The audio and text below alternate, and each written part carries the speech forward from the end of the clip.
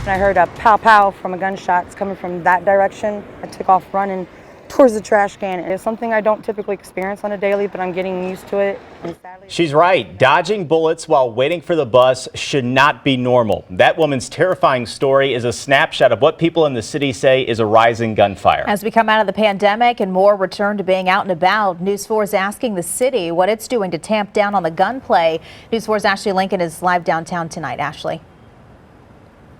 Well, Sam, tonight she says it was a terrifying experience she had to go through. She told me that she was at her bus stop when out of nowhere she had to dodge gunfire. Now she and other residents are hoping that city leaders will take strong action against what they're describing as increasing gun violence in the city.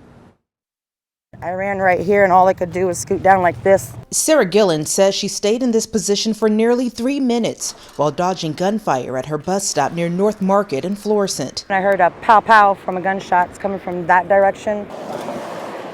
She says the frightful experience happened Wednesday morning around 5 a.m. on her way to work. When I heard the tink tink, the repel from the bullets and the spark that I seen close by from where I was sitting, I took off running. She says she and many have noticed an uptick in recent weeks with gunfire. It's escalated. Data from St. Louis Metropolitan Police shows they've received 119 shots fired calls between February and May for the department's 4th district, which encompasses downtown and the downtown west neighborhood. It was super scary. It's something I don't typically experience on a daily, but I'm getting used to it. And sadly, it's something you should never have to get used to. St. Louis Mayor Tashara Jones says they have a plan to addressing the city's crime rate, but from a different approach. Earlier this month, her office announced the cutting of 98 vacant police positions. However, she says they plan to hire up to 20 social workers to respond to nonviolent calls. Jones' hope is that this will free up officers to allowing them to respond to more critical calls.